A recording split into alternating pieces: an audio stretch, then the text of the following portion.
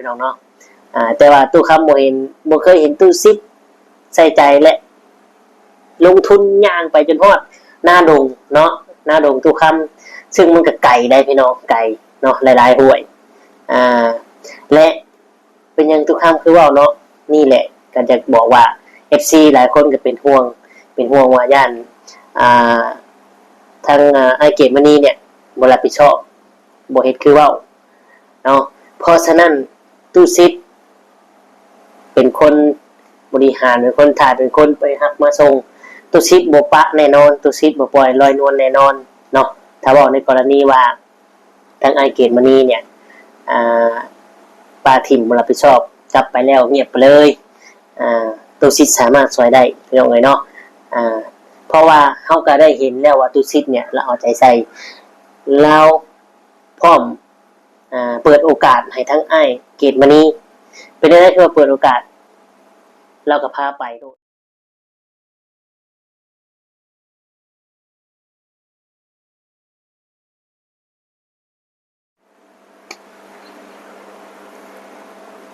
กราบทักทายสบายดี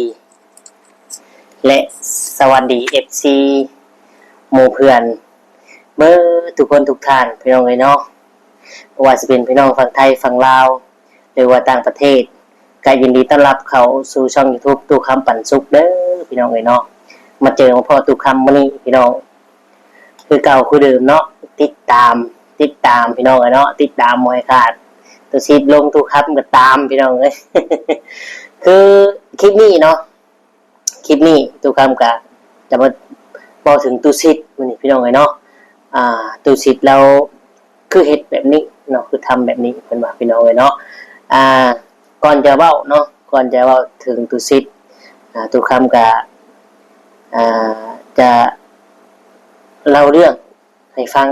จักหน่อยหนึ่งเนาะเรื่อง FC ที่ว่าเพิ่นบ่เห็นดีนำกับไอเกตวันนี้ก็น้องมะนาวนี่แหละเนาะสิ่งสุขก่อนหามหรือว่าเข้าเฮือนหอก่อนไหวก่อนคอเนาะแต่ก็ตามที่ประเพณีมันก็บ่เป็นหยังแต่ว่าต้องคอต้องไหวต้องมีลายลักษณ์ลายเส้นอักษรคักแน่เนาะทั้งสองกรรมสองฝ่ายพี่น้องเอ้ยนอนแล้วก็ถ้าว่าเรามุ่งมั่นว่าสิคอสิแตกสิไหวก็โอเคพี่น้องเอ้ยเนาะแต่ทั้งนี้ทั้งนั้น FC ก็เป็นห่วงนั่นแหละพี่น้องเอ้ยเนาะว่าโอ้ผู้ชายพอมันได้ดับได้นอนด้วยถ้ากลับไปคราวนี้นะเงียบเลยอีกอย่างก็อยู่ทางภาคใต้แดนใต้ของลาวเนาะทางจำปาสักหรือปักเซ่พุ่นละพี่น้องเอ้ยอยู่คนละแห่งคนละที่กันเนาะแต่มันก็อาจจะบ่เป็นคือคิดบ่ง่ายคือคิดเนาะเราก็ติดตามเบิ่งไปเรื่อยๆเนาะสำหรับเรื่องน้องมะนาวและคลิปนี้พี่น้องเอ้ยเนาะตู้คำว่าจะบอกถึงตู้ซิดมื้อนี้พี่น้องเอ้ยเนาะเพราะว่าคลิปนี้เนาะในตู้คำจะพาไปเบิ่งแบบยาวๆเลยทางตู้ซิดเพิ่นได้อัปเดตพาทั้งเคยเนี่ยไปหาพ่อเฒ่าเนาะไปหาลุงเนาะก็ถือว่าพ่อเฒ่านั่นแหละไปหา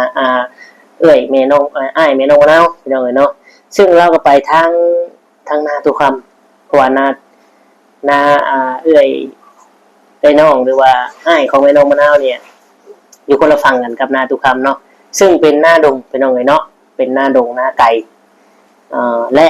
ตู้คำก็จะบอกถึงตู้ซิดอย่างนี้พี่น้องเอ้ยเนาะคือจังซี่ตู้ซิดบ่เคยย่างไกลขนาดนี้พี่น้องเอ้ยเนาะ ตู้ซิดบ่เคยย่างไกลขนาดนี้และตู้คำบ่เคยเห็นตู้ซิดเอาใจใส่ขนาดนี้เป็นเพราะหยังเนาะไอซีอาจสิว่าโอ้เป็นเพราะตู้ซิดถ่ายรีวิวขึ้นหรือว่าจะกำลังช่วยเหลือน้องมะนาวจริงใจกับน้องมะนาวแม่นเนาะวิวซ้ำนั่นน่ะมันก็ได้อยู่ว่าบ่ได้กันเนาะพี่น้องเนาะแต่ว่าตู้คำบ่เคยเห็นตู้ซิปใส่ใจและลงทุนย่างไปจนฮอดหน้าดงเนาะหน้าดงตู้คำซึ่งมันก็ไก่ได้พี่น้องไก่เนาะหลายๆห้วย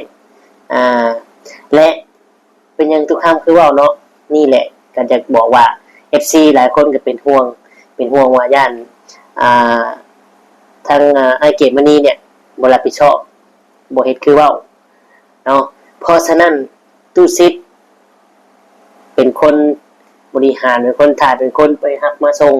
ตู้ซิดบ่ปะแน่นอนตู้ซิดบ่ปล่อยลอยนวลแน่นอนเนาะถ้าบอกในกรณีว่าทางไอเกตมณีเนี่ย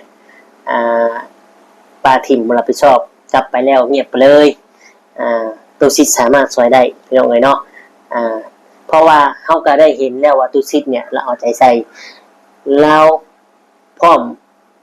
เปิดโอกาสให้ทั้งไอเกตมณีเป็นได้คือเปิดโอกาสเราก็พาไปโดดไปหน้าลงหนองมะนาวพี่น้องซึ่งมันไกลซำใดเนาะและทุกคำก็บ่น่าเชื่อนะบ่น่าเชื่อว่าเพื่อนเนาะถ้าเว้าในแบบภาษาบ้านๆเนี่ยเพื่อนกูคนเนี้ยเพื่อนเนี่ยมันก็ไปแบบนั้นได้เนาะมันก็ไปแบบนั้นได้ย่างไปได้พี่น้องย่างไปได้ ถ้าว่าคนเขาก็เคยลำบากเคยทุกอย่างมาคือกันแบบนี้แต่บางคนบ่ไปได้พี่น้องบ่ไปเนาะแต่ว่าเห็นความมุ่งมั่นความปรารถนาอยากให้ทางน้องมะนาวมีเสาหลักและอยากให้อ้ายเกตปณีเนี่ยฮักจริงพร้อมสู้ไปกับน้องมะนาวเนาะตุชิดเลยพาลุยเลยพี่น้องเอ้ยเนาะทุกคำบอกถึงตุชิดแล้วก็อยากให้ FC เชื่อมั่นในตัวตุชิดเนาะว่าเราบ่ปะบ่ทิ่มแน่นอนถ้าว่าอ้ายเกตมณีบ่รับผิดชอบอ้ายเกตมณีบ่ว่าแนวใดเลยน่ะบ่ทิ่มแน่นอนพี่น้องเนาะ FC หายห่วงFC ครูที่ว่ายังบ่พร้อมนำหั่นแหละเนาะบ่ต้องห่วงพี่น้องเอ้ยเอาไปจะพาไปเบิ่งบรรยากาศตู้ซิดย่างตู้ซิดลุยพี่น้องเป็นจังได หอบแน่ๆตู้ซิดหอบแน่ๆคนพุงใหญ่พี่น้องเนาะตูดงอน โอเคพี่น้องไปเริ่มไปชมคลิปกันยาวๆเลยเนาะก่อนไปก็ฝากกดไลค์กดแชร์กดติดตามทุกคำหน่อยเด้อเนาะทุกคำกันยังหาแพงอาชีพยูทูบเบอร์อยู่เนาะทุกคำพร้อมมื้อใดทุกคำจะเมื่อลุยและจะทำให้ FC ฮู้ว่านี่แหละของจริงพี่น้องเอ้ยเนาะไปมาถามเรื่องที่เราชื่อเราทีมให้นะมีผัวกับบ่มีผัวแต่ได้มีความสุขกว่ากันนะจะมีผัวได้นะ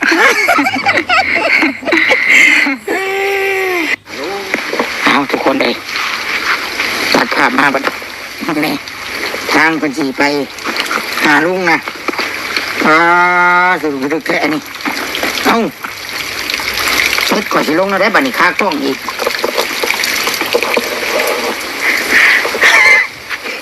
มึงแน่เบิ่งช่วยกันแน่หน้าที่บุคุบลงนี่บ่เบิ่ง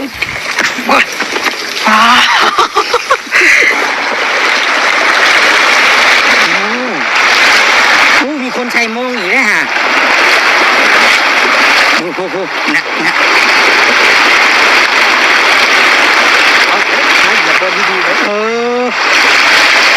ใช้หินได้นี่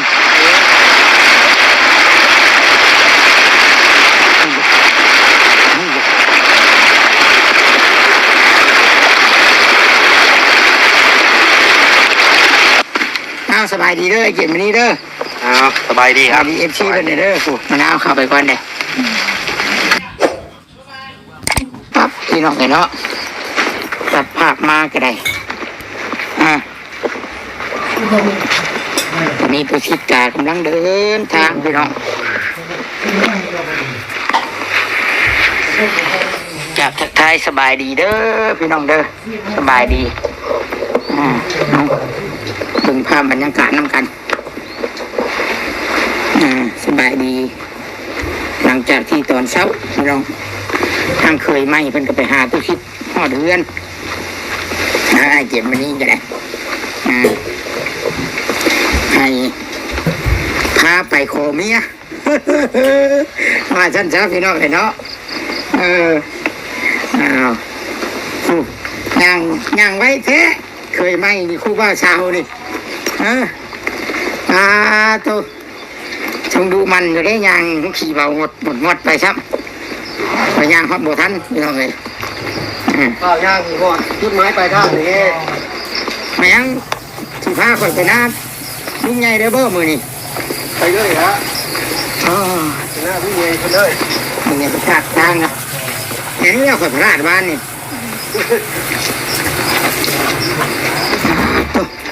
เฮ้ยนะขึ้นนี่ได้บ่มะนาวได้ ขึ้นนี่ได้ก็คุ้มพอขึ้นทางนี้แล้วพุ่นทางพุ่นยากอันนี้เป็นทางพุ่นนะ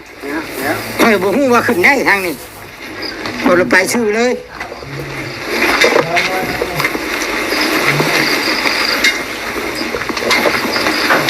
ใช่ไหมได้บ่ได้ไปนำบ่ นี่เป็นยังน้ำหลัง เป็นอย่างซะเอาสบายดีเด้อเก็บมานี้เด้อ สบายดีครับ มีเอฟซีเป็นเด้อสูบมะนาวเข้าไปก่อนเด้ไปลืมเอาผักทุกปากแล้วนั่นเคยมาอย่างนี้เนาะคืออยู่ได้เลยอย่างไร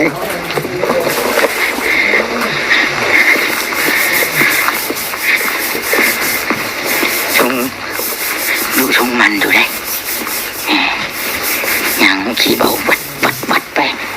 มันตัวชิดยางน้ำไม่ตัวชิดแต่งเครื่องไปน้องแหงกันนานะ ตกกับเขียว อาบ้าเคยได้อันนี้จะได้น้องแม่เคยได้นี่เคยไหมพ่อจัน เคยไหมบ่ เคยไหมนี่นะ คนบ้านแล้วเคยไหม โอ้ทางปากเชฟ โอเคผมว่าไก่เนาะเออแล้วติดตามมันคนนะ อันนี้คือบรรยากาศพี่น้องเลยบรรยากาศในการเดินทางเนาะในการที่ว่าถ้าเคยไหมเดินทางไปหน้าลุงเพิ่นถือว่าไปสู่คอนะก็ว่าได้คิดว่านะแต่โดยชิดกับบงหูเรามาทางลุงใหญ่เพิ่นชื่อว่าจากไหนโดยชิดกับโบจักนะในสีไทยบรรยากาศให้เบิ่งเพื่อเดินทางไปฮอดนาลุงเพิ่นว่าจะเป็นจังไดแล้วก็เป็นชีว่าจังไดเนาะพี่น้องเลยคือนี่พวงของแจ่มเลยตั้งแต่คบกันมาน้องมาหน้ามีมือนี้แล้วจิตัวพี่น้องเลยเนาะตัวอ้ายนี่เนาะใส่มาเด้อมายังทุกพี่น้องเลยเด็ดมาเด็ดเนาะ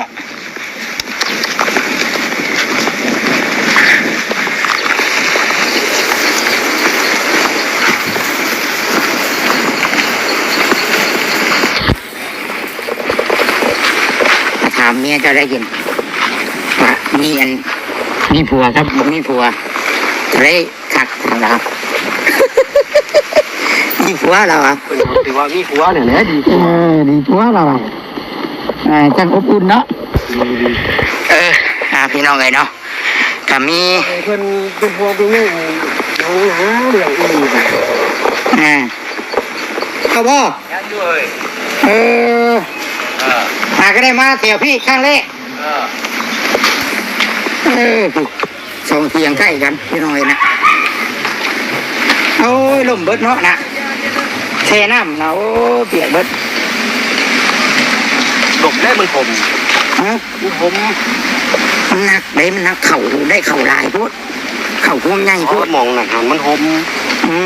เขาง่ามหมก็ง่าม เดด เจ้าเบิ้งไปกระโดดสร้างกันเนาะ กุ๊กมันสิบกแข็งแห้งบ่ มันกบบวกแข็งเฮเขาล่มเขาก็บ่ได้อีก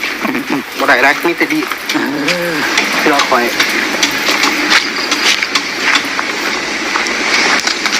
โอ้ยมาพี่นาประตูอันนี้บ่นี่ชิได้เคยมาเที่ยวพี่ เคยมาบ่ ก็เคยก็เคยเนาะโอ้อยู่พี่กับคักขี่พุ่นขี่พื้นบุมีหรอกทางนี้เนาะเฉพาะจังบ่ได้พากันอยู่บ้านได้อยู่พี่บ่ยามแรงกะมีแต่เงาเขาไปขายข้าวชี้ข้าวได้จังข้าวครู ที่เขา เสื้อมันสบาย สิพากันมาอยู่พี่เลยนะนี่เนาะคุณน่ะโอ้จนตั้งเสาเพื่อนเนาะโอ้ยมาเนาะเอาไปก็สิจักลายไปสิจ้ะเห็นแต่คือเบิดหน้านี่แต่ว่าชื่อสิบ่จักชื่อมาคนที่ โอ้คณะเราสิขาดแล้วเฮ้ยกิ้วซะ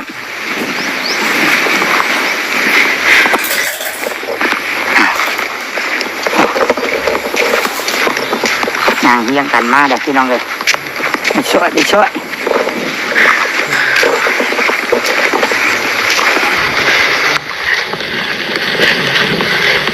มาเอายังมาเรื่องย่างเด้เนาะกับแม่เนาะง่ายพี่ไม่ได้ย่างที่อื่นเลยได้ ดึงสิการยาง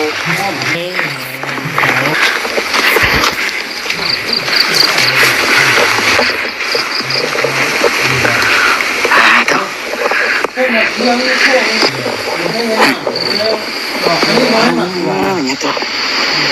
ทำไงเนี่ยเอ๊ะ ใหม่เพิ่นบ่ขายว่ามันจะตน พวกนั้นกันไง บ่ยาก พวกนางบ่นี่ บ่สูงกว่า เนี่ยคือเพิ่นช้ำทุกประเทศเพิ่นว่ามันไม่ยุ่งฉุกก็ไม่ยากนะ เรื่องราคาเพิ่นบอกมันแต่ว่าอันที่จริงกันมันชูงเพราะเรื่องราคาเนาะ แม่น แต่มาเบิ่งตัวจริงมาเถียงกันใช้กว่าไม่เห็นยุ่งชูงกว่าเพราะว่า โอ้ย ตั้งพวกย่างเบิ่งชูงนึงผู้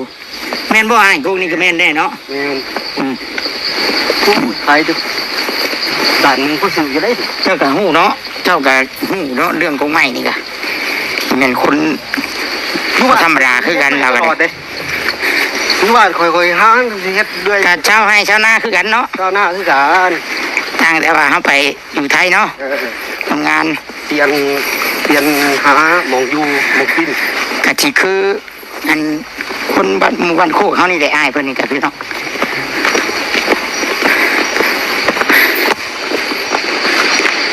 แถวนี้สิเย็นเนาะอ้ายเนาะแถวนี้เนาะคงไม่ใหญ่หลายเนาะ ไม่ของเพิ่นก็โอ้ดีเด้อเป็นมีใหม่ดีอยู่นะเหมือนยังอยู่นะ